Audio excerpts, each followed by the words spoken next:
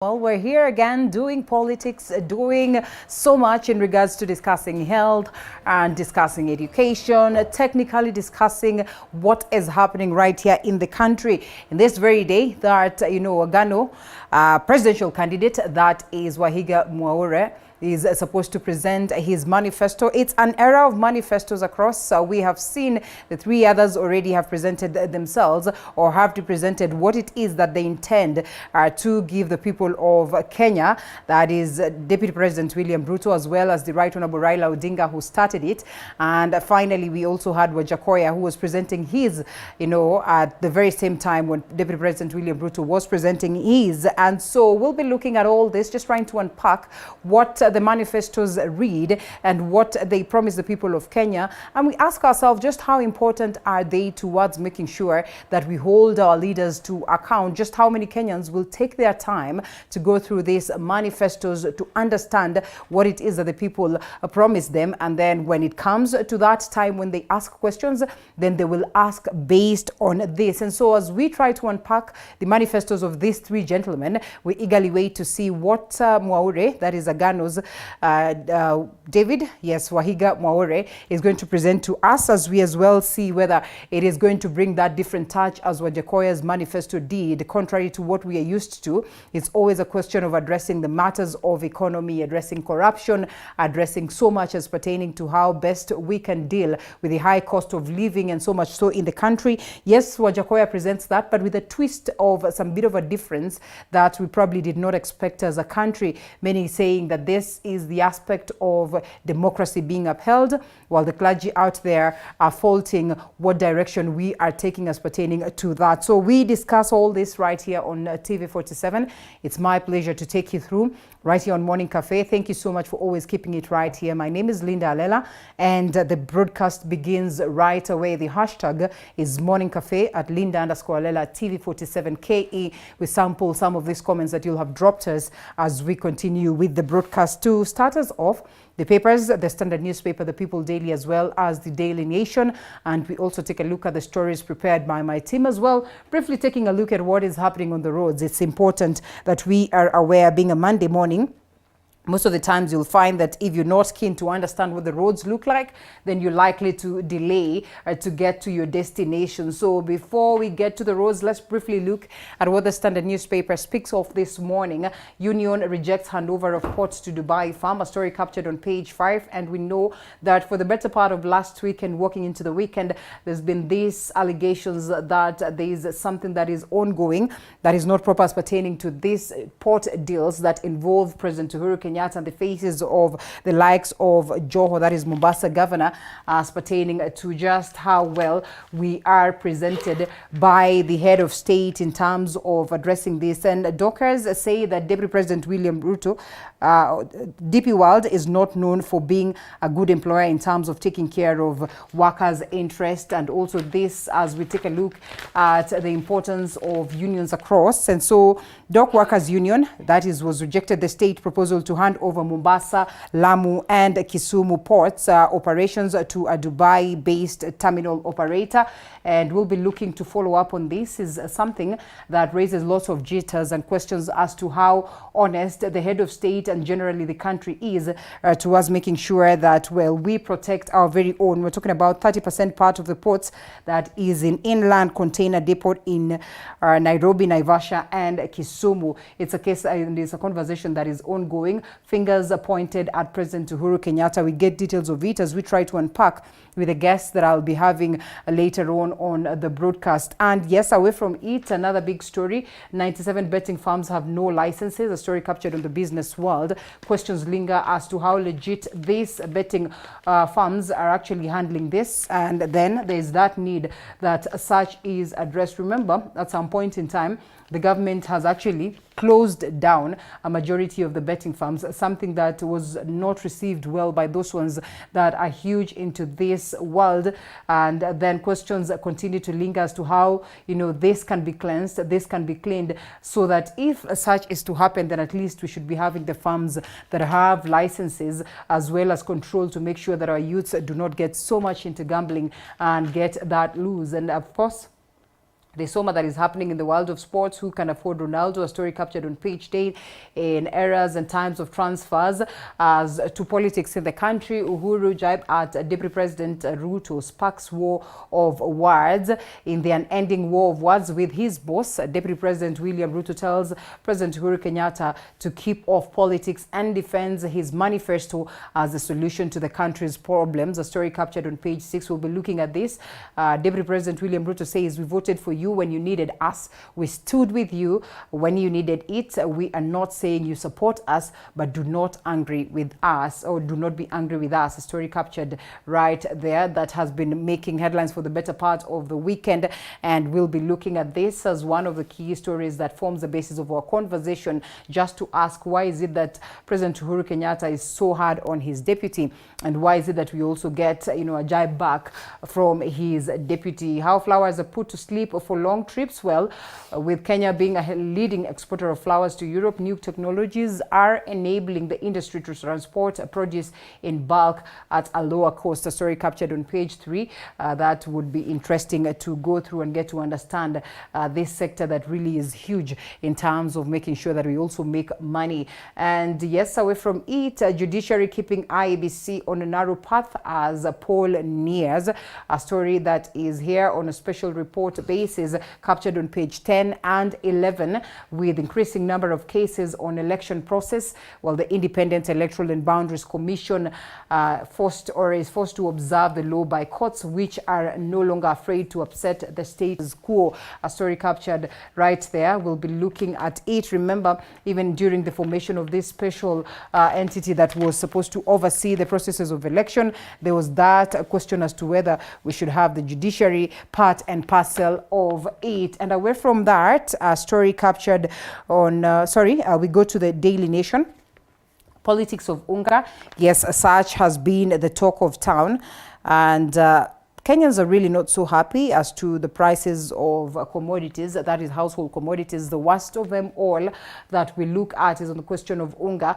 And well, we have seen leaders pointing fingers at each other, saying that, well, you are the reason why we have unga being sold at 200 and above. Others say that, well, even during your times as agriculture minister, you did not do much towards making sure that this sector is well catered for. And even worse, when it comes to the question of maize right here in the country, you put all the efforts to just try and squeeze this particular sector. So with the price of a kg pack or 2 kg pack of maize meal crossing that line of 200, the first time in decades, and the cost of essential household commodities rising by more than about 50% in 6 months, the uncomfortable consequences of runaway inflation in an election year have become fodder for politicians. Away from the bombast of rallies and color of speeches, Kenyans want solutions to their woes, and they want them now. Yes, star captured on page 2, 3, 4,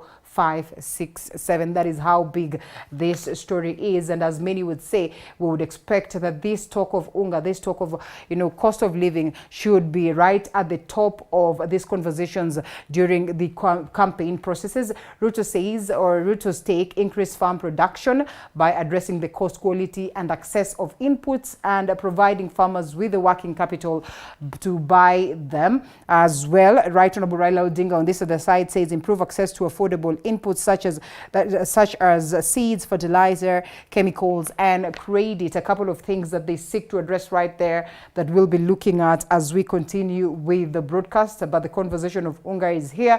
It couldn't have been more worse as it is today. 2017, we also had that conversation of a revolution that could have been triggered by the prices of unga, but it was at around 150.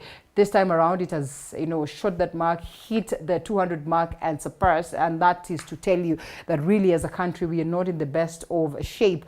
Former sports pesa boss, once judge sacked, Paul Dungu, who once led the fallen betting giant, files a petition for the removal of the Court of Appeal judge, that is Pauline Nyamweya, claiming she mishandled a case that is involving SportPesa when she served as judge of the High Court. A story captured on page 12 on this question of sibling rivalry. Harvey attacks Mudavadi in Kenya Kwanza battle. Well, they both vow allegiance to Ruto, but these two sons of the Mulembe nation can't see eye to eye.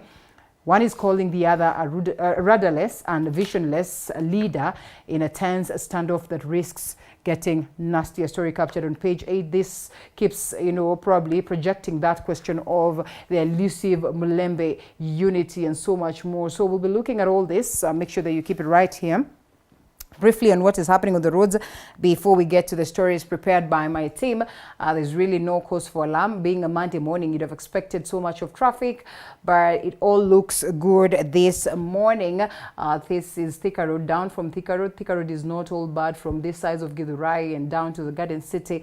You find a bit of traffic somewhere around Pangani, which is pretty common because there are very many roads that are, connect to that level, and a majority of vehicles coming from these various roads and not just Thika Road and trying to find their way into the city. On this other side, just at a glance, we see Juja Road is not looking bad from this side of Pangani, and this side of Thika Road. Juja Road not looking so bad around the Pangani police station area.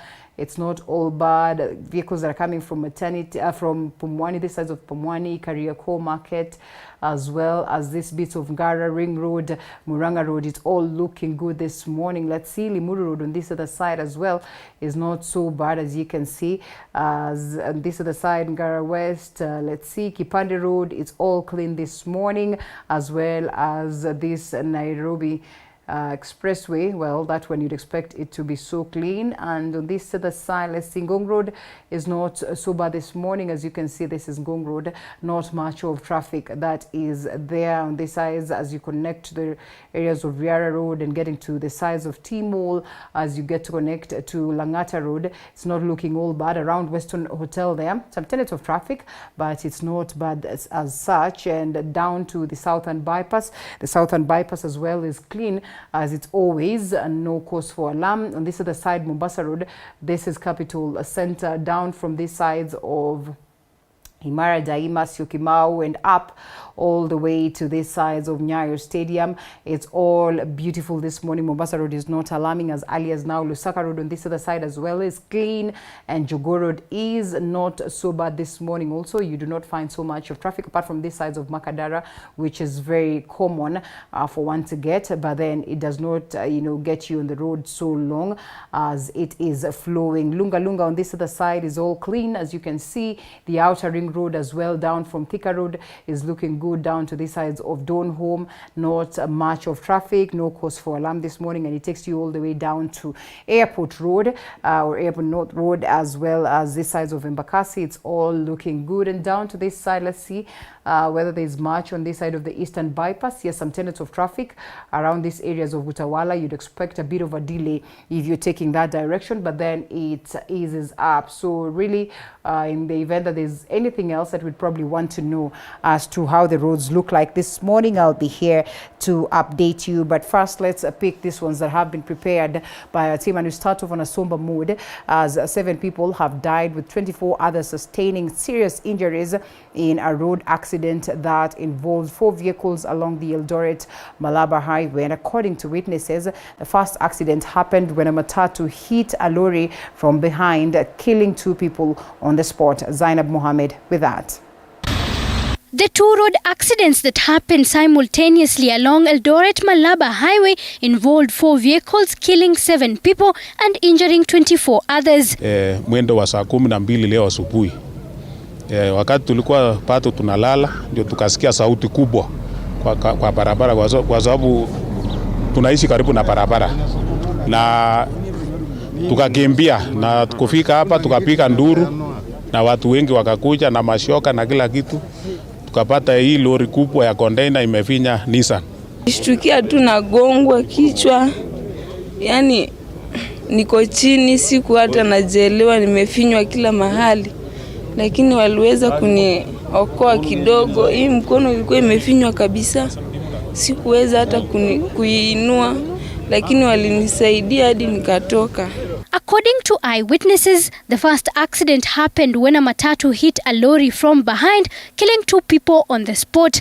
That prompted another matatu to stop at the back in order to assist the injured, and that is when another lorry hit the matatu from behind, killing 5 others. Ile Nissan ambayo imefinywa na lori ilikuwa imesimama kando ikitaka kuokoa ile ingine yenye imepata accident. So ilipata driver ya hiyo Nissan nyingine ikiwa nje, wanaume walikuwa nje, wamama ndio tulijaribu kuwasaidia hapa sana. Sasa accident vile ilitokea, wanaume wakataka kusaidia kule boma nyingine, ile Nissan nyingine. Hii lori ambayo ni trailer ilikuwa imeteremuka na ikapata Nissan ikiwa kando. Wakati alikuwa anataka kuvuta kwenda pande hii, ikapata magari zingine ziko, ikaamua kwenda msituni. Kwenda msituni ikachukua hiyo Nissan na ikaleta mpaka hapa. Area Chief David Samoei says the road is becoming increasingly dangerous by the day, with a total of 10 deaths in the last 6 months alone. Karibu muda wa miezi mitatu hivi, ajali nyingi sana zimetokea, lakini hii ni major one, hii nimekuwa kubwa sana. Hii ndio kubwa zaidi kuwahi kutokea katika sehemu hii. Lakini tunataka tuombe watu wa Kenya ama Kenya Highway Authority wajaribu kuangalia hapa, kuanzia kwa center ya Kosajei mpaka kwa daraja, imekuwa red spot ya magari, ajali mingi sana yanafanyika. Bodies of the deceased persons were taken to the Moi Teaching and Referral Funeral Home. Zainab Mohammed, T47. And a reminder that we should all be careful as we use the roads. And to politics, Azimio coalition leaders slammed Deputy President William Ruto over a leaked audio clip allegedly saying he almost slapped President Uhuru Kenyatta during a rally in Ndewa, Homa Bay County, where the clip was played by Suna East Member of Parliament Junet Mohammed. The leaders said the clip has shown Deputy President William Ruto's true colors while accusing him of lying that he parted ways with President Uhuru Kenyatta after the handshake. TV47's Apollo Kamau with that. Mimi nataka kwenda Ichaweri. Wewe sijui sasa mimi sitaki, wacha tuachane na hii kitu. Mimi nikamwangalia, nikamwambia wewe, ni vile tu nilikuwa na heshima, ningemchapa kofi. A leaked audio clip allegedly of Deputy President William Ruto that he nearly slapped the country's Commander-in-Chief President Uhuru Kenyatta in 2017 after the nullification of the presidential election was played by Suna East MP Junet Mohammed during an Azimio rally in Homa Bay, drawing the ire of the coalition. Sasa tukisikia William Ruto alikuwa anataka kupiga kofi si mtu mwingine ila rais wa Kenya. Sisi kama kina mama wa Kenya hatuwezi pigia mtu kama huyo kura. Now the true colors of William Ruto is coming out. Amesema ya kwamba alikuwa anataka kupiga rais kofi. Leo iko kwa gazeti. Kama unaweza piga rais sitting president kofi, utafanyia nini wananchi ya Kenya? The DP's admission on behind-the-scenes intrigues after former Chief Justice David Maraga nullified the 2017 presidential election became fodder for the leaders who disputed Ruto's claims that they fell out with the president after the handshake. I dare him to slap Uhuru. If he's man enough, let him slap Uhuru. Tuko pamoja? Na kama hana heshima ya rais ambaye ndio national authority ya nchi, atakuwa na heshima ya mwananchi wa kawaida? Atakuwa na heshima ya mwananchi wa kawaida? Huyu jamani kama punda, asanti ya punda ni mateke. Kama uko na audacity ya kusema utapiga rais kibao ama makofi, mimi nashangaa nikikupatia jeshi na polisi, utatufanyia wananchi wetu nini wewe? As a sign of how bad his relationship with the president has become, the clip exposes the president, with the DP claiming the president was on the verge of giving up and retreating to his Ishaweri home. The DP allegedly uttered the words in a meeting with Kikuyu elders in his current residence. So, huyo sasa hii maneno sijui nini, mimi sitaki, mimi nataka kwenda Ichaweri, wewe sijui sasa mimi sitaki, wacha tuachane na hii kitu. Mimi nikamwangalia, nikamwambia wewe, ni vile tu nilikuwa na heshima, ningemchapa kofi. The president and his deputy were later to hold a rally at the Bama market where he made the famous "We shall revisit" remark. Apol Kamau, TV47. And Baringo Senator Gideon Moi is now advising the Kalenjin community not to put their vote in one basket in the August polls. The KANU chairperson says just like the Mount Kenya region, which has its appointment at the Azimio and Kenya Kwanza lineups, the community risks being out of government if Deputy President William Ruto loses the August election. And Rinkilemi reports.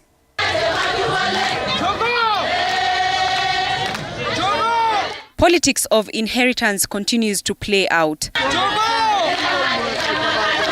Baringo Senator Gideon Moi is, however, advising the Kalenjin community not to put their vote in one basket. For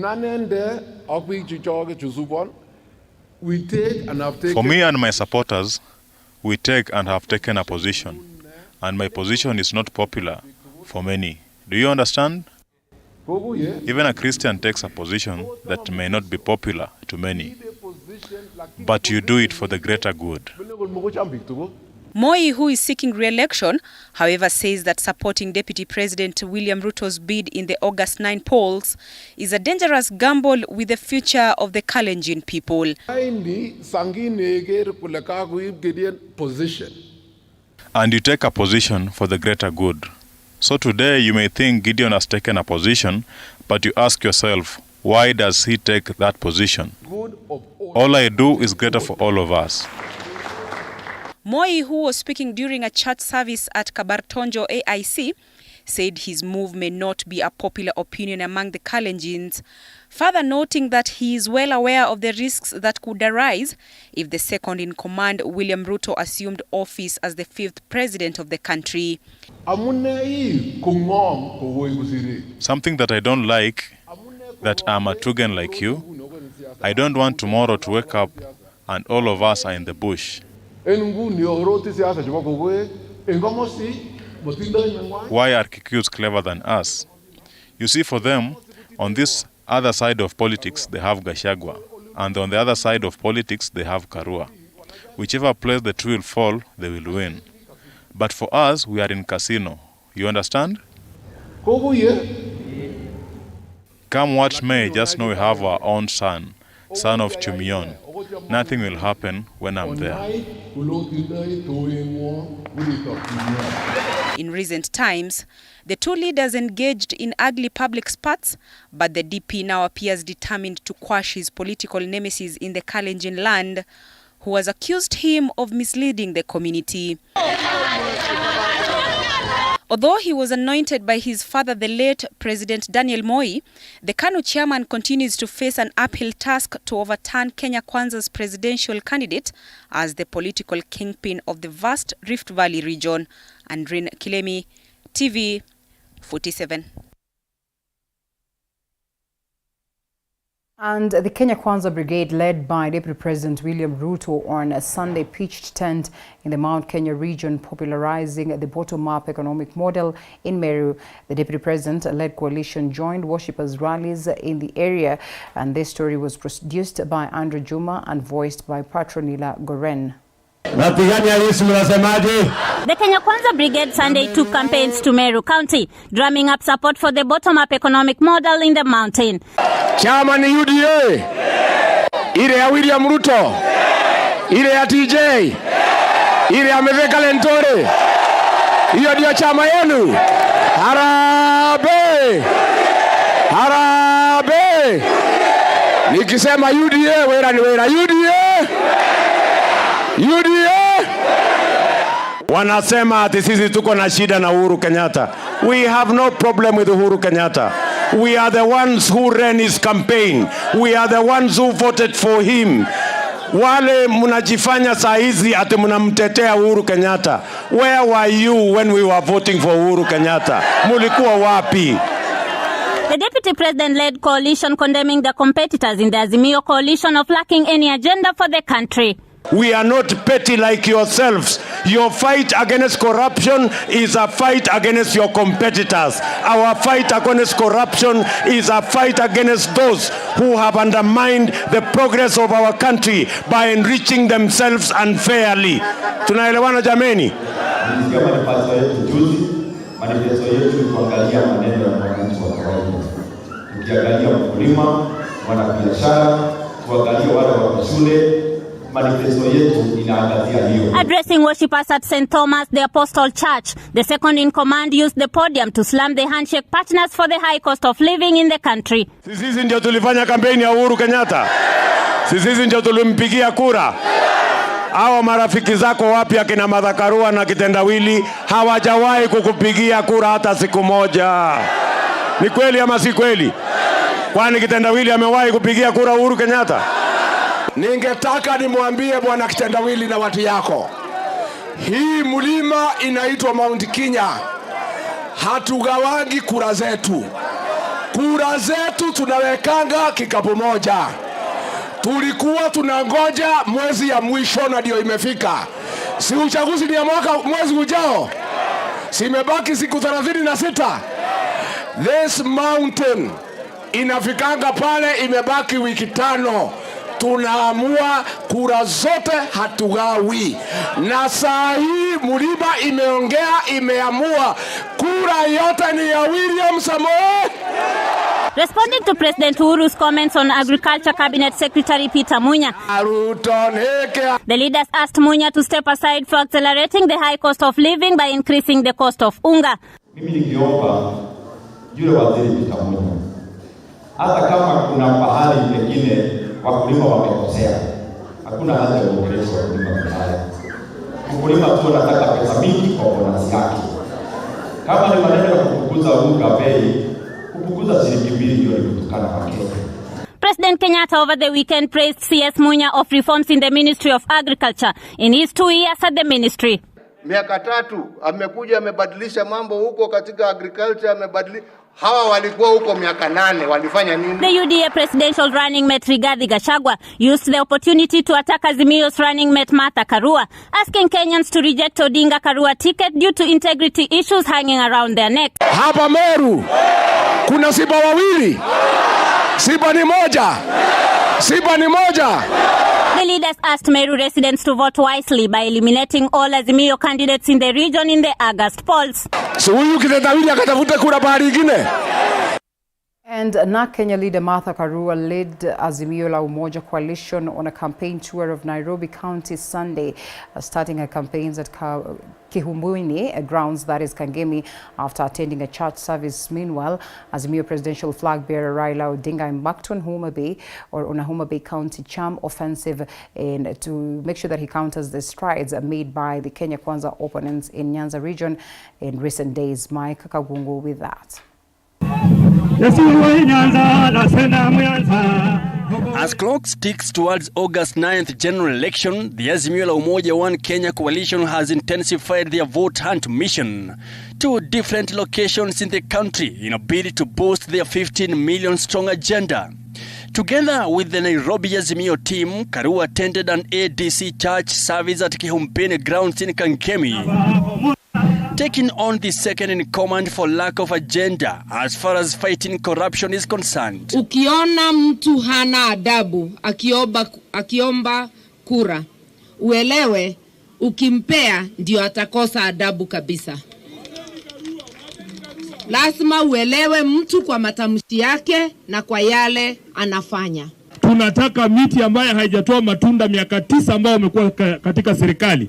Mukemee, mseme inyauke. Na sisi tutaunga hiyo mkono kabisa. Karua said Raila picking her as his running mate was a manifestation that he values Kenyan women and is urging them to stand up and represent themselves. Muendelee kutuweka kwa maombi, ndivyo hata tukiingia, sababu naona Mungu anaenda kutupanulia barabara tuingie, tuweze kufanya kazi nzuri ya kuinua wananchi. Last month, Azimio la Umoja One Kenya coalition revealed 16 individuals who will lead its presidential campaigns in Nairobi.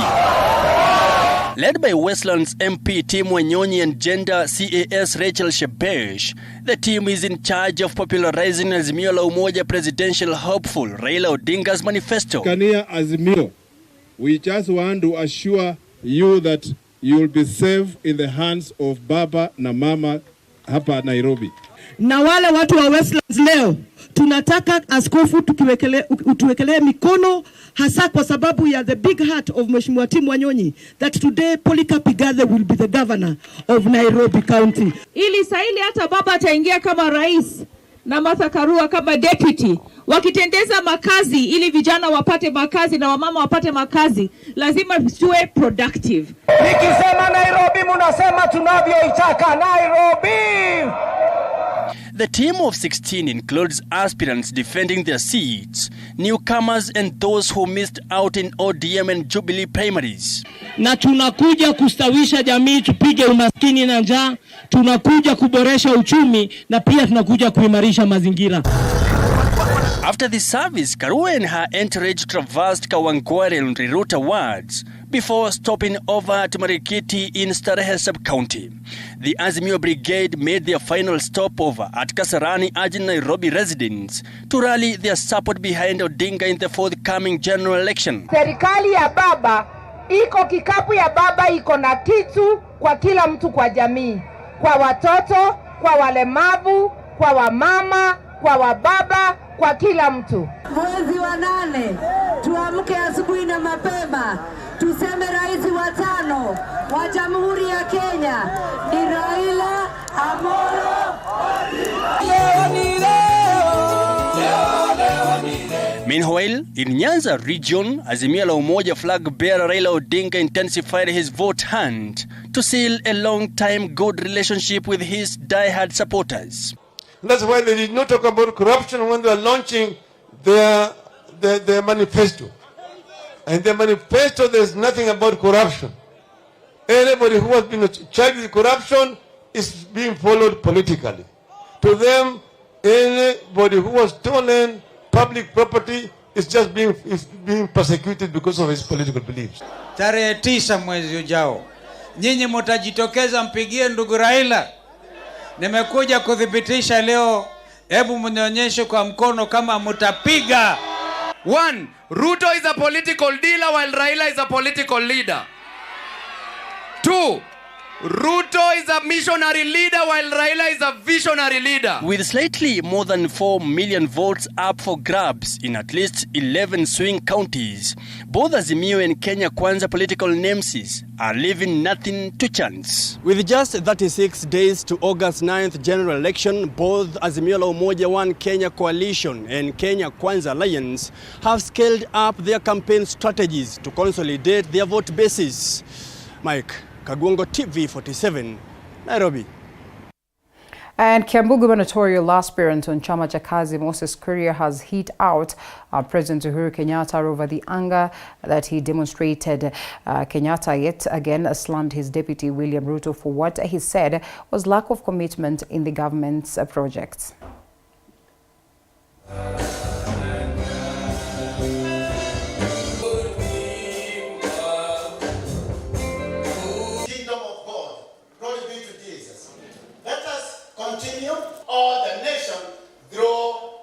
Niambie rais wetu, jana mliona vile aliongea jana na kidogo alikuwa amekasirika. Kwanza tumwambie relax. Hii nchi tulikuja hapa. Na hii nchi hakuna mtu ataenda nayo. Hata kwa kakuli tutaiacha tu hapa. Hakuna, hii nchi iko hapa bila, hii nchi ni ya Mungu. Na tutaiacha hapa. Pili, rais ameonyesha na ni haki yake katika hiki kinyang'anyiro cha urais. Yeye kama Uhuru Kenyatta ako na yule mtu anapendelea na ni haki yake, lakini leave it within your heart, chance space kidogo ya kukubali ya kwamba the rest of us Kenyans we may choose somebody else. Inawezekana namna hiyo, si ndio?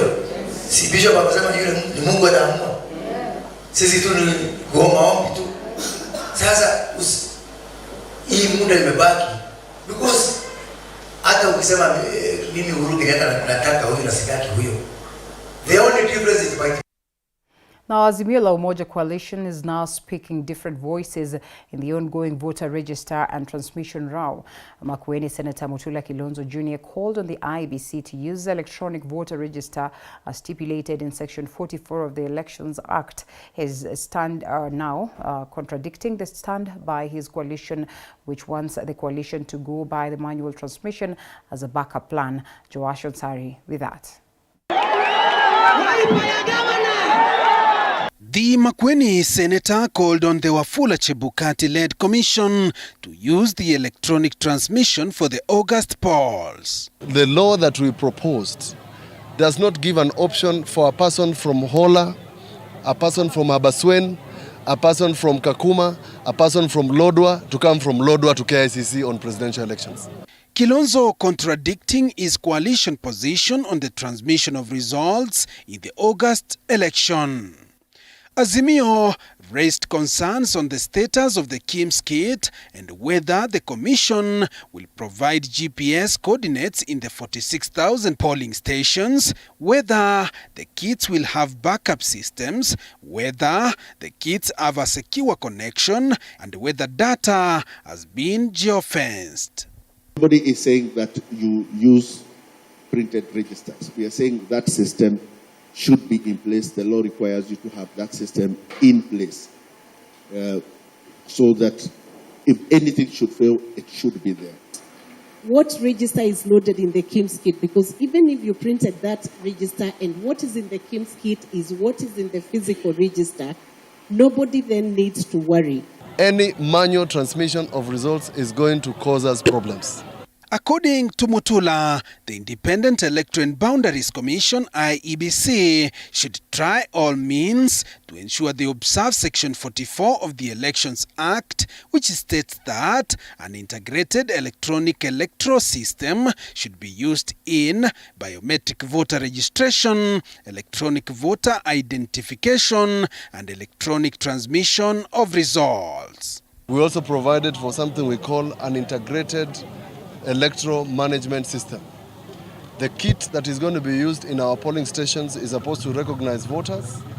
It's supposed also to record the number of voters in that polling station, and at the same time, we should be enabled to transmit election results.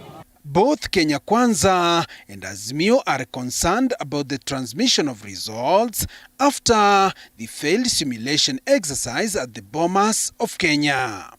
We refuse that provision because it has an opportunity of mischief in transmission of results. It is the sole reason why the Supreme Court nullified the 2017 presidential elections. A meeting of the 4 presidential candidates with IEBC chairman Wafula Chebukati on the forthcoming general election exposed the fault lines between the 2 main presidential contenders, Kenya Kwanza's Deputy President William Ruto and Azimio's Raila Odinga, in their election wish list, which IEBC must comply with. Joash Onsare, TV47, Nairobi. The Council of Catholic Bishops in the country wants the judiciary to put in place measures that will help solve any dispute arising from the 2022 general election in less than about 100 days after the election. Meanwhile, the church leaders want President Uhuru Kenyatta and his deputy William Ruto to address their differences and unite for the sake of peace in the country.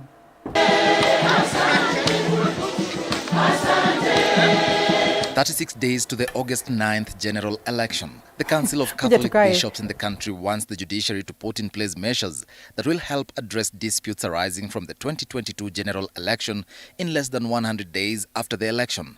Speaking at Chikoti Catholic Church in Kakamega County, Bishop Joseph Obanyi says that violence always erupts during the election year, and so the judiciary, IEBC, media and church leaders shouldn't favor any political leader. Kuna wale ambao wataona kama kwamba haki yao haijazingatiwa, na wakienda katika mahakama inatakiwa kuangazia kwa usawa, kuweka haki na ukweli, kwa sababu tunasema katika wimbo wa taifa, haki iwe ngao na mlinzi. Kuna haja uchaguzi ambao inakuja kwa siku moja, watu wanakuja wanaleta maneno mingi, wanachafua amani, na hiyo kitu uchaguzi itakuja na ipita na siku moja.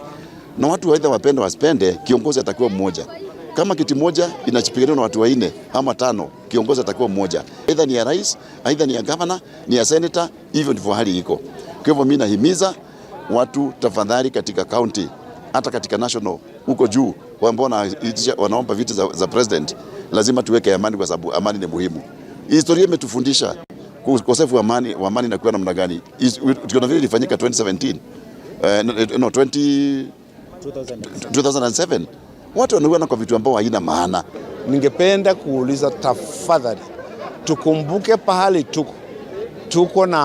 tuko na jamii na watoto wengine ambao wanatuangalia na wanataka kuona sisi kama watu ambao wana muongozo fulani. The church leaders are also calling for a ceasefire between President Uhuru Kenyatta and his Deputy President William Ruto over their war of words in public. Their sentiments were supported by their counterparts in Embu County. Hata ingawa wanaweza kuwa na tofauti kama hizo, sio vizuri kuzidhihirisha kwa Wakenya ambao waliwachagua na kuweza kutusiana au kurushiana maneno, na hawa ni viongozi ambao wanasimamia nchi. Tungependa kusema ya kwamba katika uongozi hata ujao waangalie jambo kama hili. Kiongozi ni yule ambaye anajaribu kuunganisha watu, na yeye mwenyewe lazima aonyeshe huo umoja kabla ya hata kuenda huko nje. President anaongea mambo yake na deputy wake anaongea mambo ambayo yanaonekana ni tofauti sana. Katika uongozi ambao tuko nao, ukweli ni kwamba hao wawili walichaguliwa miula miwili ili waweze kuongoza nchi hii. Walianza vizuri na siku hizi vile tunaona ni kama mambo hayaendi vizuri sana. Lakini tunataka kusema mambo haya yakiendelea namna hiyo haifai na itujengi katika nchi hii. Hii ni mambo ambayo haistahili kabisa. Kama haistahili. Kwa sababu watoto wetu wakiona haya wanashindwa na uongozi ni wa aina gani huko juu. Tungeomba wale wanatuongoza Deputy President William Ruto na rais wetu Uhuru Muigai Kenyatta, tafadhali muwe mnaongea maneno ambayo ni ya kujenga Kenya, ambayo italeta amani. Mshirusiane maneno katika vyombo vya habari, katika mikutano ambayo inaweza kuleta hasara Kenya. The church leaders are advising Kenyans to critically look at the manifestos of political parties and only elect leaders whom they believe will address their issues. Well, interesting times right here in politics, but then again as well, always important to listen to the council of the clergy. How instrumental they are as pertaining to politics is also very, very important for us to note. Many countries have, gotten to the verge or on the verge of losing it, but then again, with the help of the clergy, with the help of the church, with the help of religion, they find themselves bouncing back. And so as we get to this conversation, that very last story would perhaps allow our guests to, introduce themselves as they also pick it up from that very last beat. And in studio is Dr. Githiga Mwangi, Member of Parliament candidate Kangema. It's a pleasure to have you, Daktari. Thank you so much for creating time and finding your way here for the first time. That is on Morning Cafe. Zach Kinuthia, Member of Parliament candidate Kigumo constituencies as well here. Thank you, Zach, for creating time as always. It looks like you are a Monday person, and therefore we are grateful to have you this very moment. Moses Korea says, next time do not threaten to slap. Make it good. And it's just not Moses Korea. It's technically, everybody that has come out to, fire shots at these two leaders for the kind of animosity that continues to linger around this relationship that they once enjoyed. And questions are asked as to how this will affect the country. But even before we get to that conversation, I think before we take a quick break, it's fair that you say jambo to your people of Kangema. Right. And Muranga, now that it's a Muranga affair today. Yeah, it's a Muranga affair. Thank you very much. As you said, my name is Dr. Githiga Mwangi. I am from Kangema, and I say good morning to people of Kangema, wherever they may be, and at the same time acknowledge that they are more than just Kangema people in Muranga, and I say to the whole country, good morning. All right, Mahesh. Yes, good morning to you, and beginning with my colleague, yourself, and the entire crew. Straight on to the Kenyan people watching us this morning from the corner where I come from and where my interest abounds presently, that is Kigumo constituency. Saying good morning to all of us who are in Kigumo and watching us from outside Kigumo but off Kigumo. Good morning to you all. As we proceed, we pray that you may bring your three-legged stool nearer as we discuss these matters. And I heard you mention some fellow there who said that on account of honor, I don't discuss idiots. Well, interesting. And that's the reason why I said we start off with Kigumo, because I could almost tell, that indeed you will not get to that based on how you looked at me. But yes, here we are. Some of these things, in as much as we want to run away from them, are here for us to discuss. And so in the best way we know how, we'll definitely look at that. So we take a short break and we come back with more. Thank you.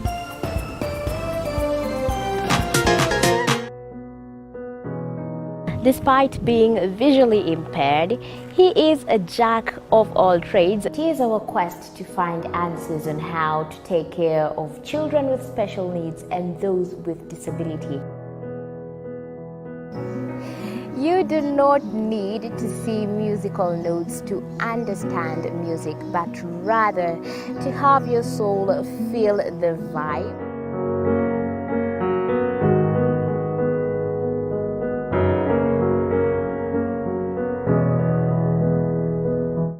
Actually, for us to make a wheelchair, we have to take measurements of the user. After doing my assessment, I get to know the parent, I get to know the heaviness she's carrying. Disability comes at different stages of life.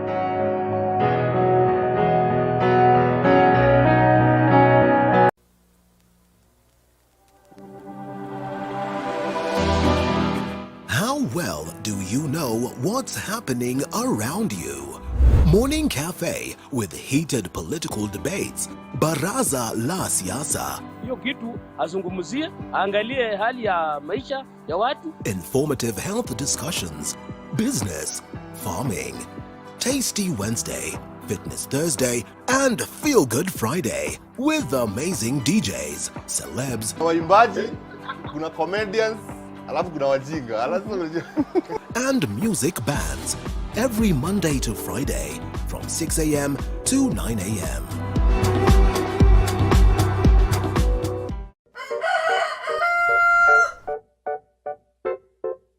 The next set of millionaires are farmers. As we know, agriculture has been and still is the backbone of our economy. As we traverse the different counties to meet different farmers, we ensure to get the story of how they started farming and even how they continue to penetrate the market and overcome the challenges. Hapa, the reason why niliweka goose na si ducks. Goose, they are very easy to maintain. A lot of farmers keep on calling, inquiring whether you're supposed to raise some seeds in the nursery or you're supposed to do them directly in the field. The greenhouse helps us control the temperature because the temperature needs to be between 28 to 32 degrees. The politics of the nation and generally as well what will be happening in Muranga. I think it would be fair to touch on that, especially at this point when everybody is talking about the mountain. And to put a disclaimer, well, Zach, we say that Moses Kuria is not here to defend himself, and therefore we might not want to hit hard on him, but that does not stop us from getting into the conversation of politics and how leaders are carrying themselves in these very last hours of the 2022 talk, where we seek to get to the ballot. And when we get to the ballot, we want that aspect of peace to be embraced. 35 days or thereabout to the general election, and the 3 presidential candidates have already presented their plans or their intent to the people of Kenya with documents and, say, colorful events in form of manifestos. And the 4th is set to, actually the 4th and the last, that is David Mwaure Wahiga of Agano Party, loves laughs last today, and we look forward to see whether indeed, as he laughs last, he is going to laugh best in terms of the documentation or the manifesto that he gets to present to the people of Kenya. This at this very time when Kenyans continue to unpack what or that which that has been presented to them, and it's all huge on the economic revival aspects, emancipation for that matter, and they have presented their various routes that they would deem necessary and good towards making sure that we get this aspect of emancipation.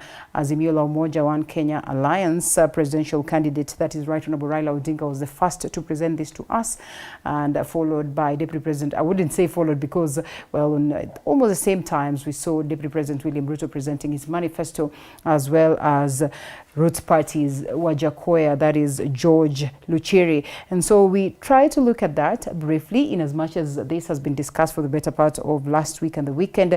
It is only fair that we look at that. That is as called, as triggered by the developments that we have received so far. President Uhuru Kenyatta weighing in on what it is that Deputy President William Ruto has presented. He reminds him that he's been in power for the longest of time. Why is it that he's not achieved this that he seeks to achieve for the people of Kenya? And so as we get to this conversation, first of all, on the question of utterances and how the politicians carry themselves, is it important that they realize that they owe the public some level of decorum at this very point, such that, some of these utterances that we see today, they should run away from? Dr. Thanks, Linda. As you said, it's about, we about, me and Mheshimiwa here about Murang'a, but in particular in my case, it's about Kangema. I left here this morning, a chilly morning. Murang'a is peaceful as far as I can see. Kangema is okay. And the politics of leadership are still going on there very actively. But as you say, to me, Linda, is not even about decorum. It is a requirement. It is an obligation that these people owe their followers. When you get into the leadership, it's a straight jacket. There are areas that are of no-go and areas that determine what you must portray. For example, if you portray a situation where you are not in good self-control, your tongue is everywhere except where it should be, then already you are calling against leadership. And I believe these people should, for all practical purposes, apologize to the whole country. And if necessary for some of them, they should just step aside. They offer very little, especially for the younger Kenyans. In my understanding of leadership. All right. All chapter 6 is just about this. How you conduct yourself is in the Constitution. And sometimes we wonder why some parts of the Constitution are not implemented effectively, because that is what they were meant to do, to protect the integrity of the country. These people are exposing it. All right. Yeah. Well put. And yes, Zach, as Daktari would rightfully put it, it's unfortunate that we have leaders that are condemning leaders that are not careful with what it is that they say. But as they condemn, they as well say things that are not proper. And you ask yourself, at what point do they get to such levels where they lose their guard completely in totality? And the very same leaders are the ones that we celebrate, that we, give ululations as they speak. We clap, our hands as they get to speak. What does it mean in this very time where we understand that there's chapter 6 of the Constitution and that integrity is at the heart of it? And it starts perhaps with what it is that we say. Well, thank you, Linda, for that thinking. And I put it this way. It is important to note that responding on a fair comment grounds from an accusation coming from your rival necessarily is not engaging in dirty talk. Okay. It is important to say that, because when I hear sometimes houses of media talking about President Kenyatta is engaging in a spurt of words with Deputy President, it is wrong. The President does not engage in a spurt of words. Is it? All this time, he is responding on attacks against him, trying to clear the air. For instance, when you hear him say things like yesterday, no, the day before yesterday, when he was Cooperatives Day, it is a response. It is not an attack There is no jibes aimed at anyone. He is responding. It is wrong, you know, when you compare the president with his deputy on the same platform of engagement. It is wrong because the president does not have anything to gain. He is not campaigning to win. He is not. But he is the symbol of unity re-election. as it stands, and therefore. Yeah, as a symbol of unity, you need to respond to things coming to you. As a symbol of unity, things will come against you. These are things you need to respond. If Zaki Kinuthia would say something about the president, which he feels is wrong, the president can respond as a president, so that those people who depend on the president as a symbol of unity can get it clear, so that they don't believe what was said. Sometimes if you are so silent, if you ignore too much of vendetta coming from your nemesis, sometimes people can tend to believe it because you are not countering. To counter is not wrong. It is important to say that. But the way you counter is also important. Choice of words, yes. Choice of words is very important. That one we must not excuse. The choice of words is very important. And if you listen to the choice of words that the president sometimes uses, nobody can claim to say that these words are bad. Is it? Nobody. And I would want to be, corrected. I'm not here to defend him. I'm not being sent by him. In any case, he doesn't want to be defended this time. He is not seeking to be re-elected. But let us now come to the lower ranks of leadership. When my colleague here is seeking to be member of parliament for Kangema, it is upon him to speak to people of Kangema. It's 4 words, isn't it? 3 words. And these words, there are people as well vying. If he starts now deconstructing by personal reference, his colleagues who are vying with him, then now we say, as he say, you have crossed the line. What do you want to do for the people of Kangema? I am here to do X, Y, Z. Not the other guy is not fit because he's tall. The other lady is not fit because she's brown. The other man is not fit because he is from X region, from the constituency. This is things we are trying to discourage. And any leader, we have tried to tell our people, in my constituency, Kigumo, I've tried to tell my people in the 5 wards that if somebody discusses Zach's hair, or Zach's height, or is discussing Zach's clothes, then therein you are staring at a person who is not ready to read you. Because if they win, are they not going to be my MP? Yeah, if they would win, those people campaigning again with me, alongside me, if they win, they must remember I'm going to be their constituent. So, as you destroy the character of that colleague of yours seeking the same seat, you are not only destroying their chances of winning, you're also destroying yours after winning, because they will never regard you. I am asking all the leaders to observe the word you use, decorum. Decorum is important. Decorum is about regarding your fellow as a man or a woman worthy the status of their dignity. They also have their dignity. Most of these men vying have families. Right. Most of these women vying have, they are family women. They have children who call them, mom. They have men who call them wives. Sometimes they have people who call them sisters.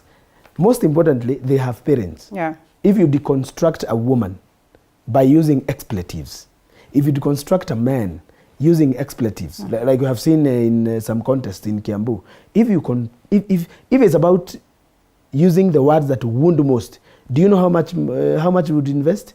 If he is to invest on a list of words that can hurt most, do you know he can go to all the languages of the world? Yeah, looking for words that can deconstruct and destroy and hurt you so much that you never wake up again. Leaders who are seeking for seats must avoid what we call ad hominem. It's a fallacy. I would say that it's a very thin line between one responding, as Zach would rightfully say that President Uhuru Kenyatta then is responding.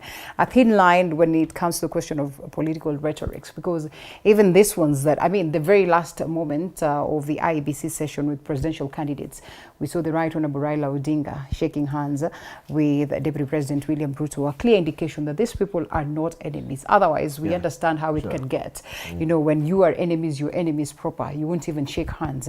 So So it's a thin line where you do not understand whether this is just political, rhetorics, shenanigans, so to speak, and these words that are factual. So how do we get to make sure that we stay on the lane, in as much as we understand that it's time for politics, it's a season for politics, and therefore you'd expect for politicians to play their games the way they play, right?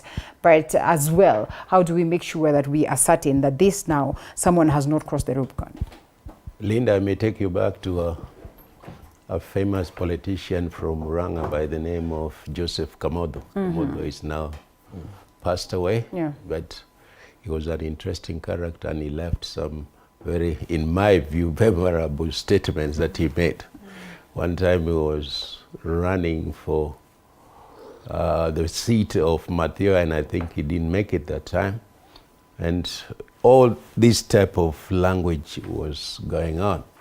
And one thing he said, and I still remember in a political rally, is if you allow somebody to call you a dog long enough, repeatedly, some people you believe you are a dog. All right. So as Mheshimiwa says, there is need for people to respond to these attacks coming from everywhere. Yeah. In fact, you might go to a political rally and people may be convinced that Linda is not a lady. So Linda has to come up and say, I'm actually a lady. So what are we saying here? It's not about responses. It is how that response is made. And it is the words that are used. Some of the words that are being used are so acidic. They drive down the perception of leadership in the country. And this is where it must stop. You ask how it can be done. It's like everything else. In life, and especially in my career, I'm a certified public accountant. We believe in things called control. Even in football, you must play within the four corners of the pitch. Why is football looking like politics in Kenya looking like it is out of control? That even the best of what you expect from our best, because that's where the leadership heads to, it is the best people that should really be at the top. They appear to be below the nation in terms of decorum, in terms of conduct. And would you say President Uhuru Kenyatta has lost his control? I would say they both are off the pitch so that's a on yes. This one. That's a yes. Now that is President Uhuru Kenyatta and his deputy. Yeah, because I would take him back to our late president, Mwai Kibaki. Mwai Kibaki used to get a lot of this too. It was one thing that quite a lot of it was fought back by almost endless and silent silence all the time, and he would not respond. I remember one time, many years ago, I went to a meeting and he was the chief guest. I'm talking about the late president. And he was coming to a lot of criticism. And the one thing was standard with him. He stood up and everybody was expecting him to respond. And the interesting thing is he just smiled and said, hata hiyo mheshimiwa amesema yote ni point, hata hiyo ni point. And the whole place was in pieces. Laughter, yeah? He never uttered a word about what he had been accused of, and I think his response almost told those fellows that they should actually learn how to talk and know when not to talk. All right. And the matter ended. Interesting. And Zach, I know this we should not probably linger on pretty fast, but we have to look at what it means for the nation. Still, they are in power, or so to speak. Does it expose President Uhuru Kenyatta in the sense that, well, he truly has had this essence of animosity that exists between him and his deputy? And does this then, if we are to go by what it is that Daktari says, that both of them have lost their control, does it then proceed to probably alter the gains that the deputy president will have made in terms of his bid? I would say that, as he say, and he's right, my senior here, that if you are accused for far too long, that you are a witch in the village, you have to come out and things that are mentioned are like you don't go to church, you do not belong to a clan, you do not go to public meetings, and you have no visitors coming to your house. Nobody has evidence of guests coming to your house. If some madman runs in the village shouting for far too long, as he said, people are going to believe you are a witch because of perhaps the style of living you have chosen. If the president was said to have lost control, then things would be out of hand, because all the accusations that his deputy has made against him, all the attacks, all the jibes, and all the threats veneered that he has thrown onto the president, knowing that his president is his boss, if the president was to allow this to be a full-blown engagement, it can get nasty. Has he really thrown jibes at the president before? Many times. He perhaps has gone through, Many hitting the times. Right Honorable Raila Odinga, but most of the times he said, this is my friend, President. Let me tell you. I'll let you go. You believe it? I will not fight with you and you all believe that. it when everybody calls you a friend. Well, and then the next morning they are saying other things. A friend is just a term of reference. And in fact, people are saying for the very first time now he's come, guns blazing at the president. For all these other times, he's really tried to. Just like a banana ripening, it cannot hide for long, or just like a pregnancy, Eventually which has thrown the clothes off. This one has been long time coming, and this is what has been. However, the president has the right to reply. This is my position, without delving, as you say, so much on the matter. The president has the right to reply, and President Kibaki may not have responded, and really never responded. However, President Kibaki bore the pain on behalf of his many supporters when he was being attacked by people. And we felt it. Most of us would feel it. And almost felt like we would step in for him. But we did not, because he didn't give us that cue. Same with the president currently. He doesn't allow anybody to get into that space of responding to his critics, responding to his nemesis. I pray that people can see it is not wrong for him to respond. At this time when the deputy president has just released his manifesto, and that he's there, reminding him that you've been in power for the longest of time, you've not done anything, and therefore you cannot promise the people of Kenya that is that not true? Is it true? It is true. It is true. Okay. As a principal executive assistant, and as a man who, in his own admission, says that he was almost in control of the entire government machinery, why not those things? And this is the president. Why not then endorse Agano's David Mwaure, or endorse Roots Party, that is Wajakoya, as opposed to the Right Honorable Raila Odinga, whom we also would say has been at the helm at some point? It is his wisdom. Okay. Yeah, out of experience and out of looking at. But I mean, right? Even as a parent, and he has a family, he can tell you, I have a family that is young. You can see from among us the children who can take after you, even in a family setup. The estate of your family, the management of your succession, you can tell which child can manage these things. Every parent finds themselves there at one point in their lives. So the choice of the president, deciding that, looking around, the only person who can succeed him would be Raila Amolo Odinga. It is not me to tell. It is him to explain. And he has already explained. It is him to tell. From where he sits, he decides that this is a man who can proceed with statecraft after me. Is it his right? It is. Linda, I think it's also important to note that Kenyans are having a difficulty understanding where the separation between the president, the presidency, and the deputy comes in. I think it's not fair for, in common language, for a conductor to blame the driver. Okay. I think for a long time we are exposed to a language from the DP which says the good things they did together, and the bad things he wants to run away from. It is doublespeak. It's not fair. One must be accountable. Another thing that is quickly disappearing from the Kenyan leadership. If it is true you are number 2 in the Jubilee government, and I'm not here to defend any of them, then you must take full responsibility. It's not good to say, okay, the white things were mine, the black things were not. Every Kenyan would tell you that that person is not being fair. All we know is the failures and the successes of the Jubilee government are in the hands of 2 people in this country. Of course, we know that the top carries most of the burden, but the second also can't run away from it wholly. He must accept that they did some good things, and they also incurred some failures. That he can't run away from. The other thing is, these people should start encouraging Kenyans to move away from personality politics and to start discussing ideologies and policies. For far too long, it's all about 5 names in Kenya. Every time we engage in big politics, inevitably the discussion descends quickly to those people. When are we going to have time to discuss ideologies and way forward? Well put. And why are we not discussing Jubilee government? Right. We are discussing Uhuru Kenyatta.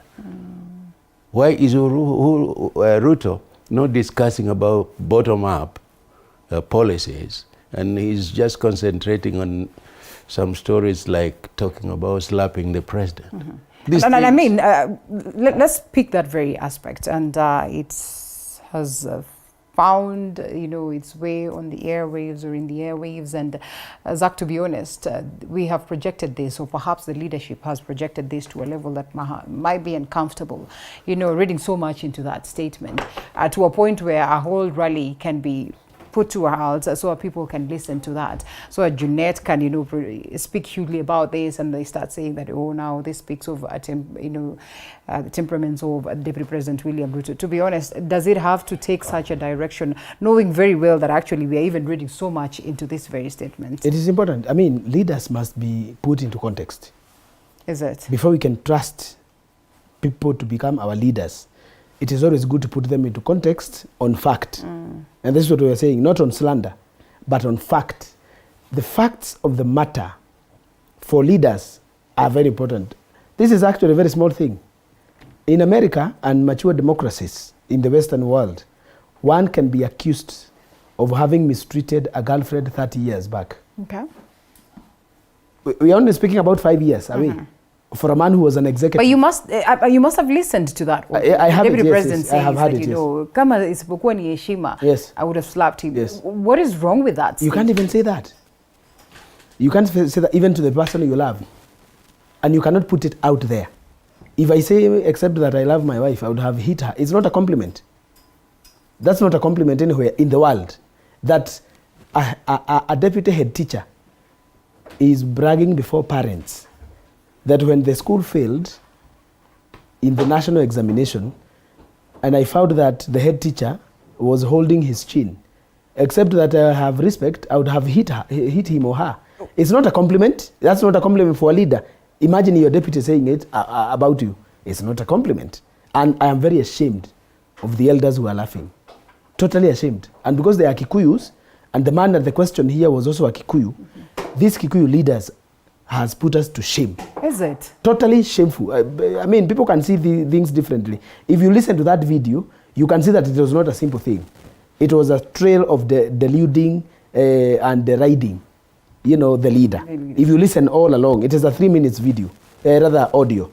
This audio, only that section taken out of context can look simple. But contextualized from where it began to where it was ending, this thing is actually shameful to have been confessed in the mouth. And if that is what is in the heart, then that is why Junet thought it is important to understand. Sisi tukianza kuongea hapa kama wanasiasa, you might think we are twisting words. But listen for yourself, make a judgment for you. And let me tell you, as I told last week, the voter for this year is not an idiot. The voter this year is scrutinizing things. The voter this year is listening. The voter this time wanted to judge by himself or by herself. And they have made it very clear. All over, wherever I'm visiting, let us hear for ourselves. And then we can explain. Otherwise, if you come with the papers can be manipulated. If you come with your own words, you can manipulate them to suit your purpose. But let us hear. I think it is important for leaders to be listened in context. And I have told you, again, it is not new to Kenya. People must be judged with things they have said. Even myself, someday when I want something in this nation, I am sure TV47 interviews, Morning Coffee, some of these things may be, digged from here. Yes. Okay? And that's why every leader must be conscious while they are speaking, that their words may not fall into contempt against some people, some nation, some things, some region. It is totally out of order for people to go ahead and elect a man they have not scrutinized, a man they have not critiqued, and a man they do not understand. That is why I qualify the national playing of that video or audio. I qualified. Linda. I know you have listened to it. Yes. I kind of feel like, you know, people are pushing it so hard and taking it perhaps out of context, but I agree. To some extent, there's need to scrutinize it proper. Linda, you must place the way it is. I think the spark in the works here is the fact that it is coming from where we might call in common lingua a zero tolerance area. I mean, even you, Linda, you know that in your family, in front of your children, there's some things which are just not there. Yeah. It is the same thing with the leadership. If at that level you were talking about slapping, you just can't have it. Even if it came from a councillor, it will still look like it's not acceptable. So at that level, the tolerance level is zero. You can't have it. Remember, there is nothing more injurious in leadership than words, than communication. It damages, it has caused war, it has destroyed families.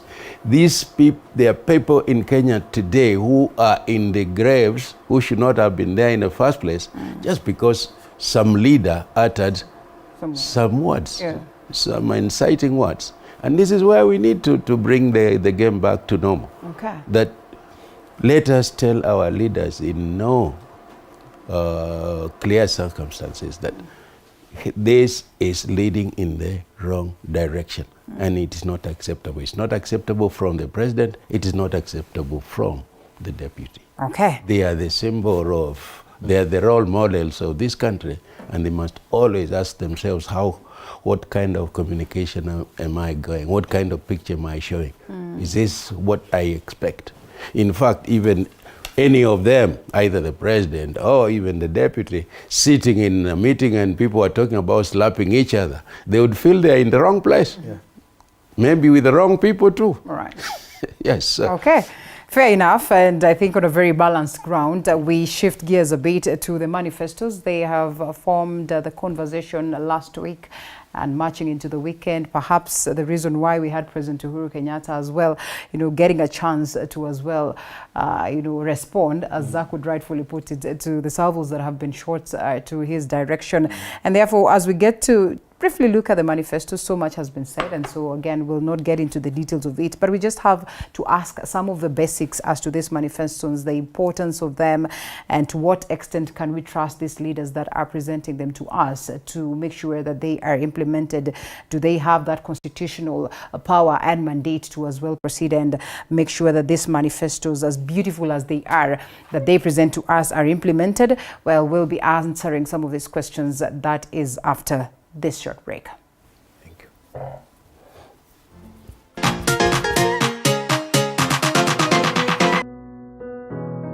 Despite being visually impaired, he is a jack of all trades. It is our quest to find answers on how to take care of children with special needs and those with disability. You do not need to see musical notes to understand music, but rather to have your soul feel the vibe.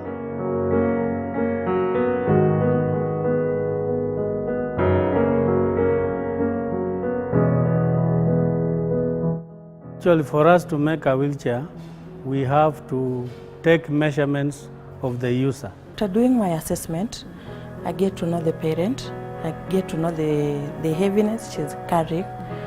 Disability comes at different stages of life.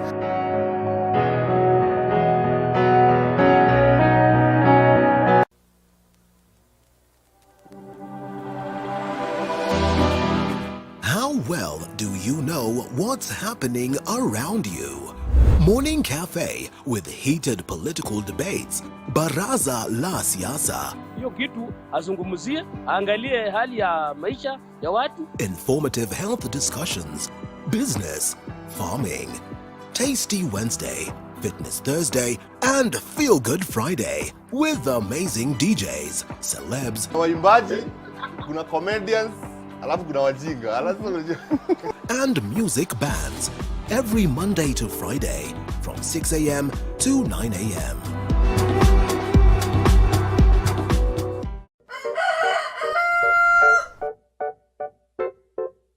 The next set of millionaires are farmers. As we know, agriculture has been and still is the backbone of our economy.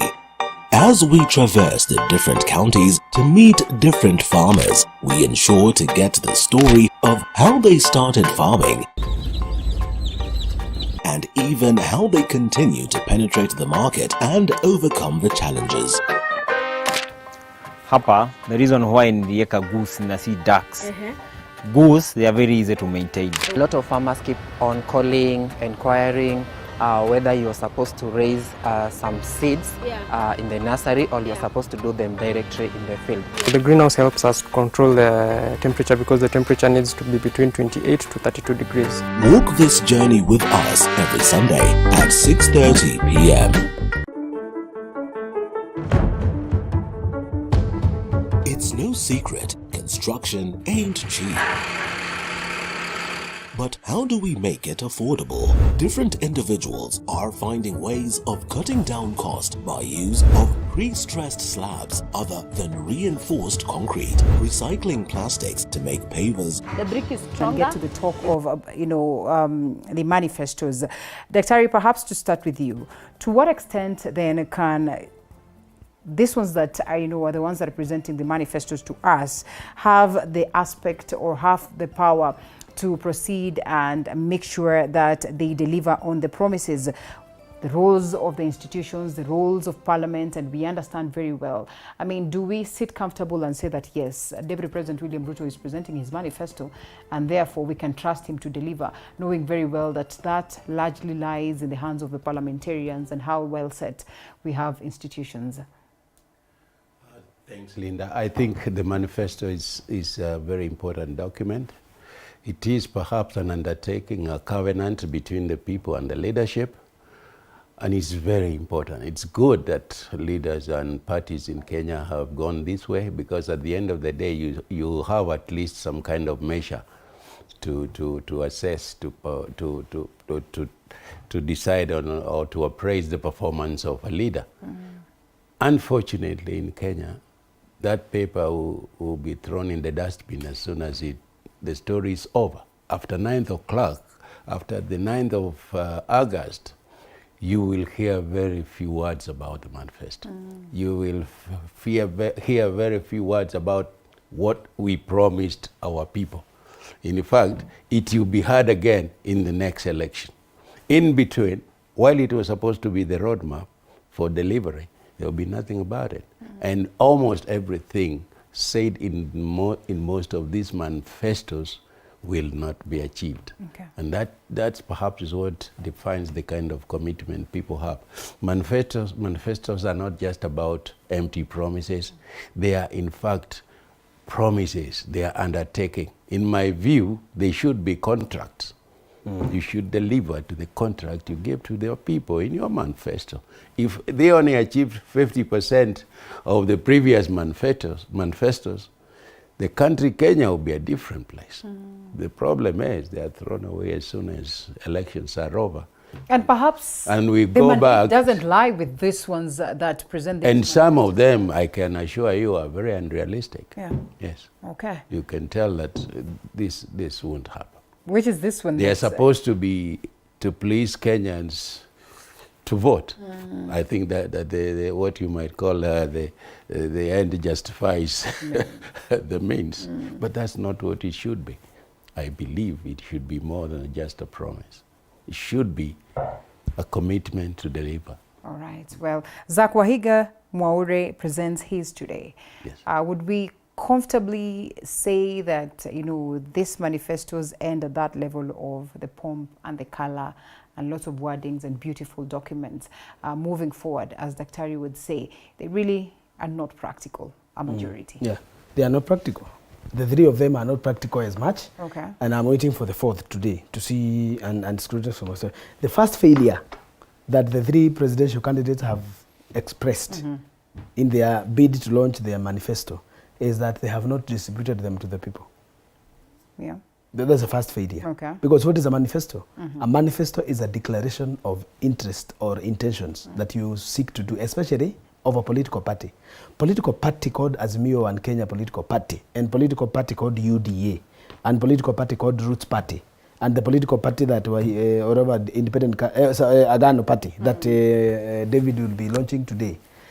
The first thing that democracy envisages when it comes to manifestos is that they should be interacted with by the voter. But just how many times or how many Kenyans would literally interact with the document, would go through the document, would try and understand it to a point when they come to vote, then they will be voting based on what it is that is incorporated. They are having asked questions. I mean, they say that such important documents Kenyans rarely read. You see, that's a question for the political parties to answer.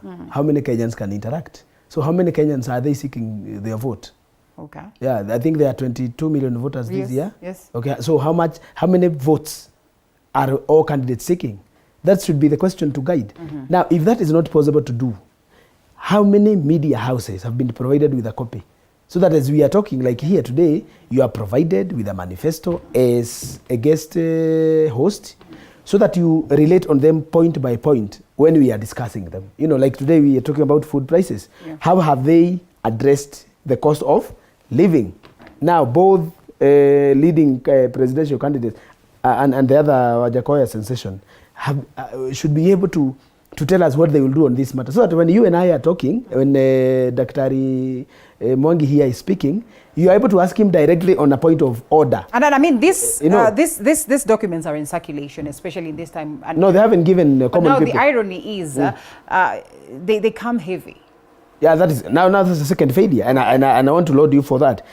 A manifesto should be like a smart dress for a lady, a beautiful lady. It is not too long to hide the beauty, yet it is not too short to expose it. A manifesto should not be too long that people have no interest in reading, as you put it, that they are too heavy. But then it should not be so short that there is nothing said yet except sensation. I want to assure you that anybody who gives Kenyans a colorful manifesto has failed. Manifestos are not supposed to be colorful. They are not supposed to be colorful at all, because leadership is not about color and pomp. It's about action. As he has said, Daktari, how many of these things are going to be executable? How many of these things are going to be fulfilled? As soon as one of the coalition, has been able to get power, if they will, I tell you, they are not going to do one thing that they have promised there. Because these things are full of color, but there is nothing tangible to show on how. Because what they are telling us is hot everywhere. But how, nothing has been provided. I would want to ask Kenyans, as they listen to these people, they should listen to them on the fair comment of the explanation. But there should be ways of asking, how is that going to be possible? Because people are saying, within the first 100 days, unga will be 50. Oh, where? Where is unga going to be 50? And how? 50 shillings. All the way up to... When was the last time unga was 50? There will be no maize in the first place. That is it. The first 100. It's not going to be maize. And if there is maize, subsequently in coming years, what must we do to grow maize? Some people are saying they are going to make fertilizer 2,000 shillings. Where?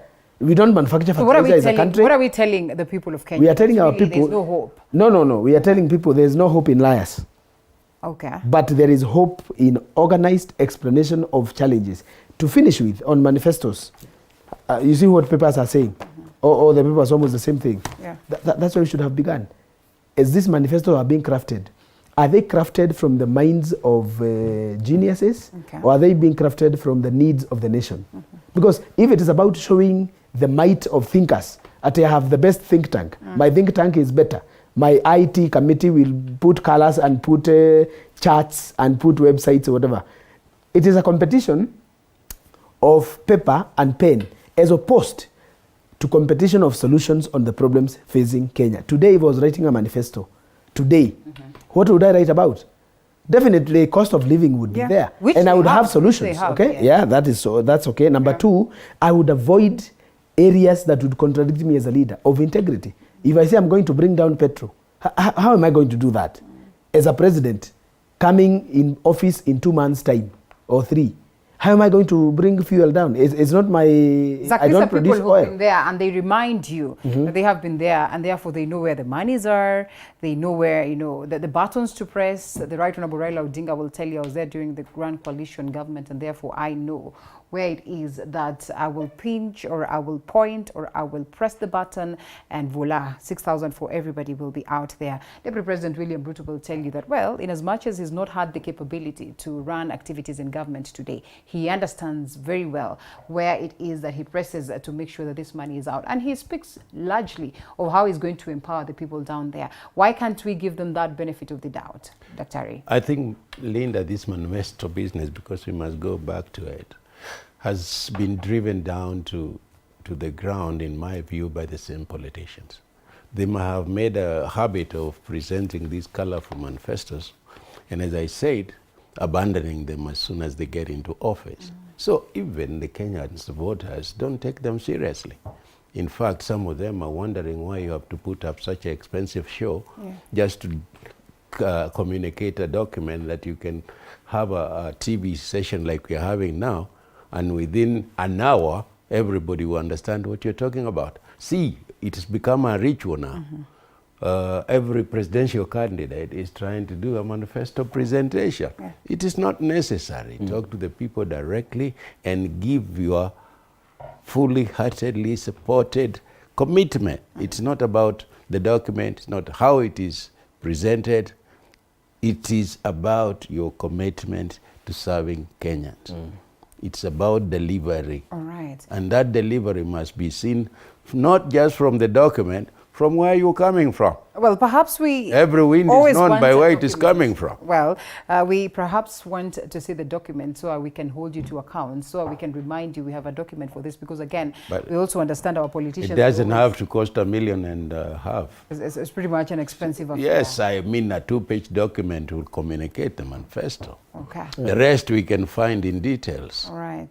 But if I am today the presidential candidate of any worthy party, I will not go and bore people with those kind of presentation, because it's all about hype and not the content. Tell people, for example, in my view today, and this is just an example, what exactly bottom-up means. Tell people exactly what Raila is talking about when he says he'll give people 6,000 shillings per family per month, and even what he's going to do about agro-processing and the rest of it. Let them understand. But today, meet any Kenyan, and I'm not talking about an average Kenyan, perhaps even people from university, ask them what these manifestos are all about. They have no idea. They have not read. Well, so the communication has not landed. We always... But they're the best, as he lives, the best manifesto so far that fits his description of precise and concise. Precise meaning it is small, concise meaning it is clear.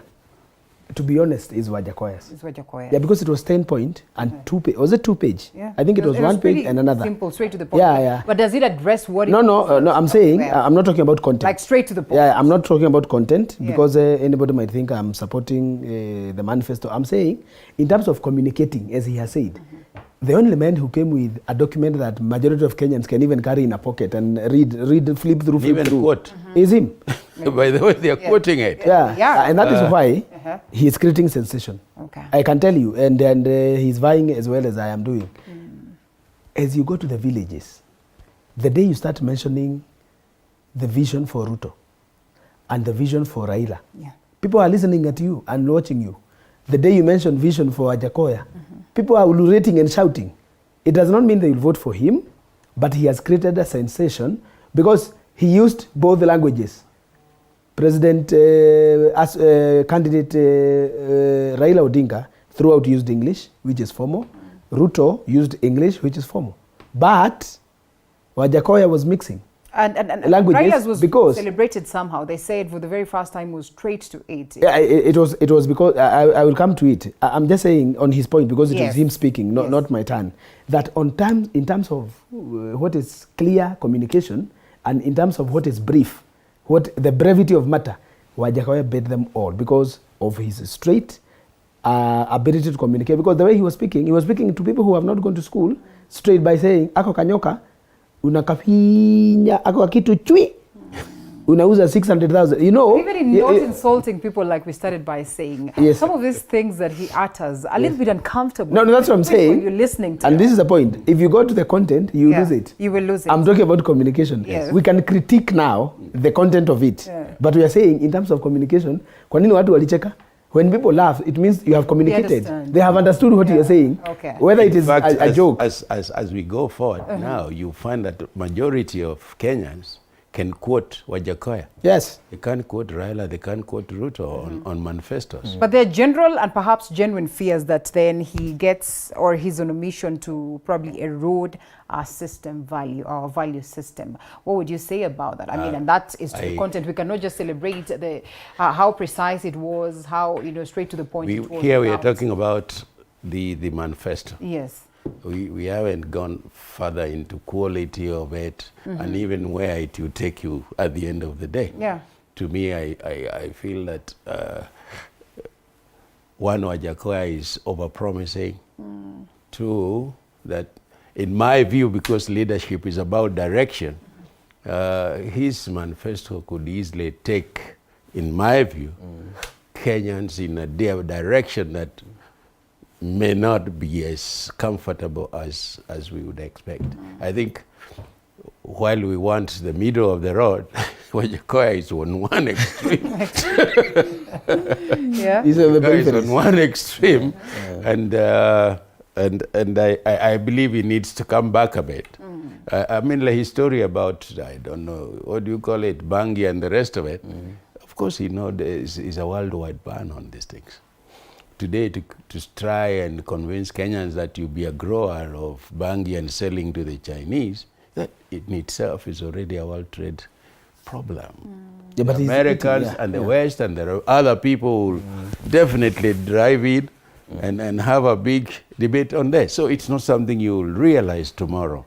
A secret card against Ruto, as many would have. Well, that's a conspiracy thinking. Okay. They are afraid that he's eating on them, and it is true. By the way, the man that is losing his basket to Wajakoya here would be the man who has been putting into the same basket men out of sensation. The votes that are stolen by Wajakoya are sensational votes. Remember, when this thing called Hustler Nation came, it carried the lowest of the lowest in the rung of society. People who feel disenfranchised by economic models, people who feel desperate by way of maybe they have nothing to do, they hope to do something, they are not able to penetrate there.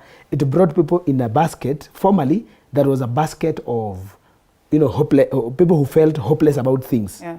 Now, somebody came and said, I can remove you from this bucket because this is not where you belong, which is important for hope selling. It's important for creating a hope in a nation that sometimes is bedeviled by, you know, desperation.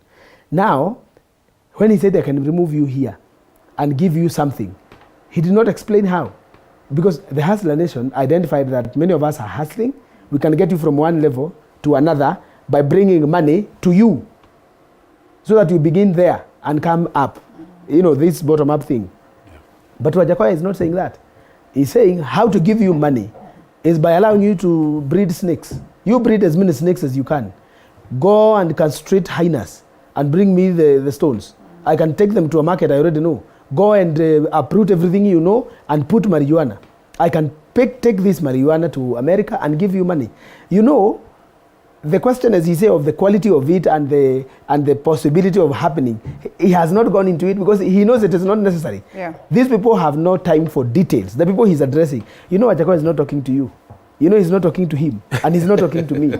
He has his constituency that does not question these things he's talking about, and they will believe him because he say 1 acre of bang, rather 1 county of planting bang in Nyeri will give 4.6 trillion so that every Kenyan can carry 230,000 per month. You know, if you start questioning the viability of it, you are losing the point from Wajakoya's point of thinking. Okay. So, as you say, a secret card against Ruto, no, I don't think it is intended, but it is a consequence out of the things this man is speaking. What he's going to get, he'll get from the basket of such people. And because time is moving very fast, Daktari, members of parliament are at the heart of this. That is the implementation of manifestos, the passage of laws, you know, the bills and all that.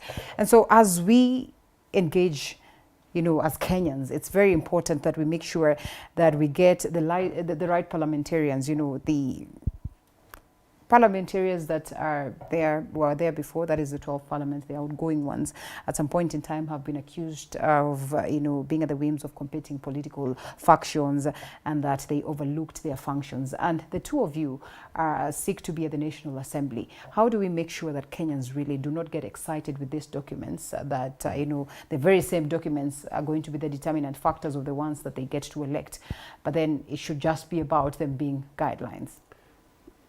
Thanks, Linda. I think this is a $1 billion question, because if anything there is that Kenyans can contribute to, it is their representation. All this starts and falls with Parliament. It starts and falls with the people they put into Parliament.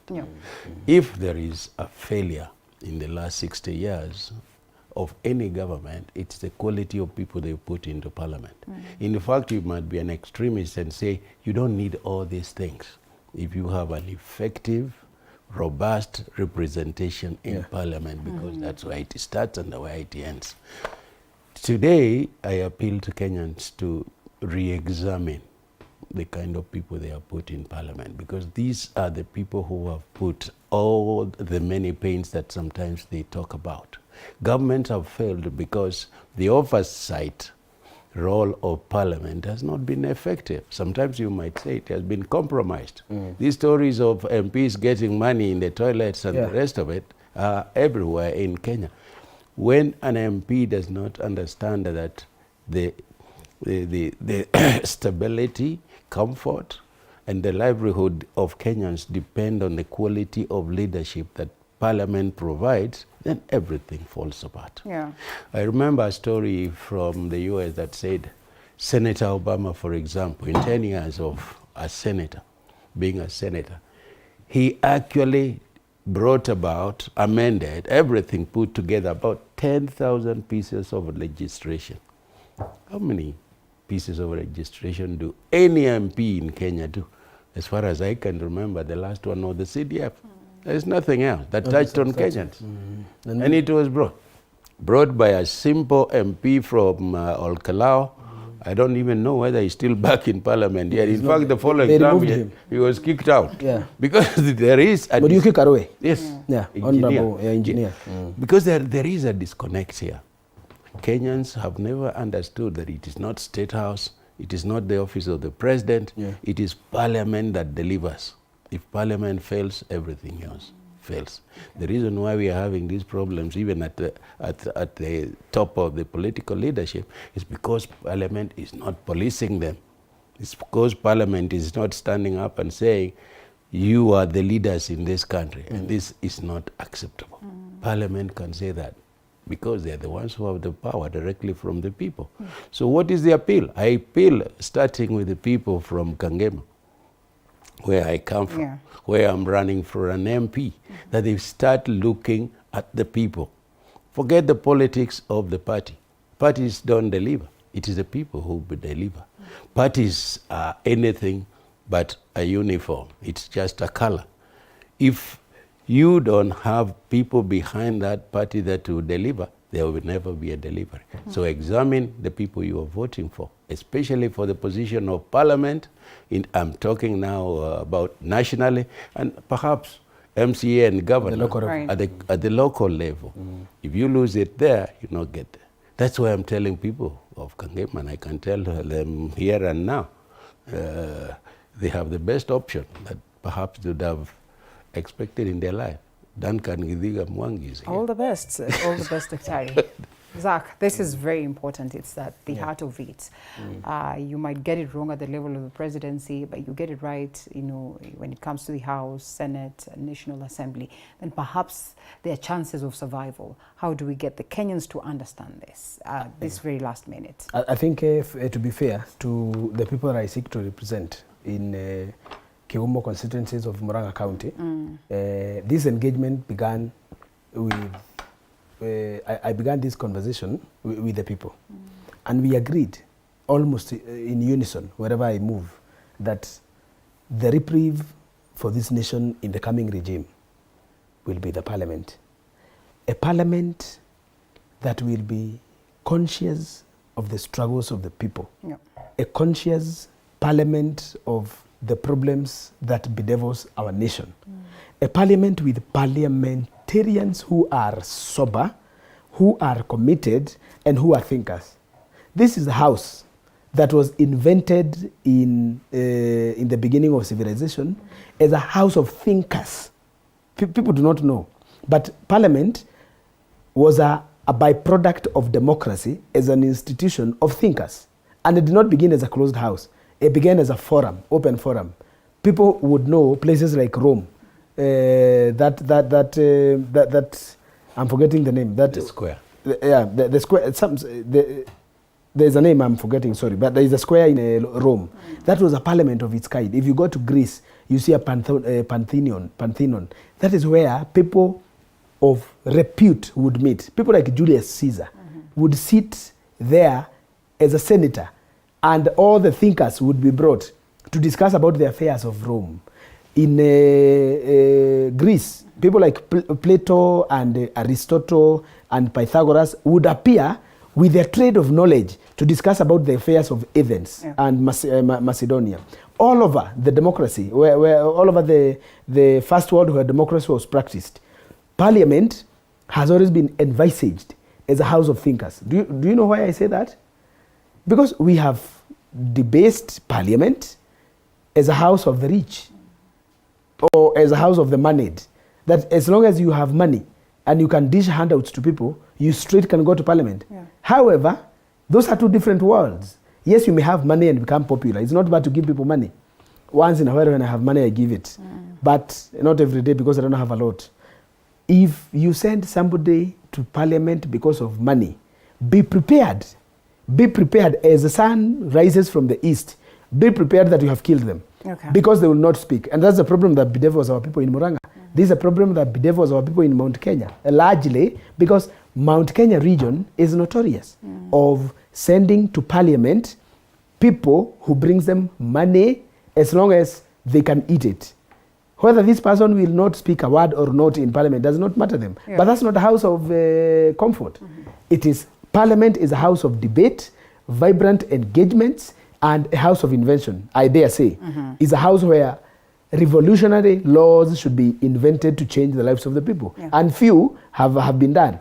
The three that happened in 9th Parliament, I think 9th and 10th, was the invention of National Government CDF. Constituency Development Fund was an invention that was brought by one man who was an MP for Olkarau, then was elected first senator, and then they removed him. Okay. You see, the second one was made by Michuki, a revolutionary law where public transport system must be belted. Yeah. Who imagined that they would put a belt in a matatu? Who would have imagined in a third world country? And I'm happy that that man is being succeeded by a worthy man of the same metal. Thank you. The third one, revolutionary third law that was made in parliament, was made by another MP for Naivasha. Yeah, that yes, drinking is social and is not bad, but let's regulate drinking. Right. Yeah, Mutuzo law. Let us make drinking from 5 to 11. That one saved not only families, that men should be home around 11, and 5, meaning that young people cannot be allowed to drink whole day. Nobody should open a bar at 10. Whether these laws are being followed or not, the question is, they emanated from a house of order, house of debate, and house of engagement. This is why we are asking the people, by your direction, and telling them, you will elect a president, it does not matter who. You will elect a governor, it may not matter who. But these two people will be oversighted by an independent house. For a governor, example in Murang'a, where him and I come from, whichever governor comes in Murang'a will have 35 elected people who will oversight him, who will make laws for him, or who will destroy for him the leadership for Murang'a County. In the national parliament, the president, whomever come, will require people in parliament who will assist him in transforming this nation. Yeah. But it is not him, it is the parliament that will generate the template for ruling this nation on these things you are calling manifesto. Yeah. Because all these manifestos that have come in, remember, these manifestos will not be implemented and will not be implementable until the parliament has set laws to make them implementable. So I am asking Kenyans, wherever they are, not just Dr. Duncan, not just Zach Kinuthia, because God willing we shall become members of parliament. But all over where they are this morning, for MP and MCA, I am beseeching them. I am beseeching them in the name of my mother, Lucy Mugore. I am beseeching people to elect quality members of parliament and quality members of county assembly, because these are the people that will stop loot, that will stop pillage, that will stop destruction, or perpetuate it through greed, as he has said, that people are being bribed. 10,000 shillings in a toilet. Yeah. 10,000 shillings cannot even fill your tank. So I'm saying members of parliament must be men of substance, men of quality, and must be committed people who want to transform the lives of people through legislation, through representation, and through oversighting projects. Well, that man here, luckily, for the people of Kigumo constituency, is Zach Kinuthia. For the people of Kangema, behold the man, he's here. All the best, gentlemen. Yes, all the best, gentlemen. And perhaps not to pull a campaign for Mutu, though he finds his way back. He's vying this year? He's vying, yes. Okay, I didn't know. As senator, so perhaps this in Nakuru. Consider, yes, as senator. And so all the best, gentlemen. Thank you so much. Time then shuts us out, but then I'm glad that we had the chance to address that. Who is taking our time? We should leave here at 8:30. I know, last time I checked, but let's leave it at that. Thank you so much, because Dr. Barak is a bit under the weather, so he sends his greetings and he says Paul he could not make it. Regards but we hope he gets well.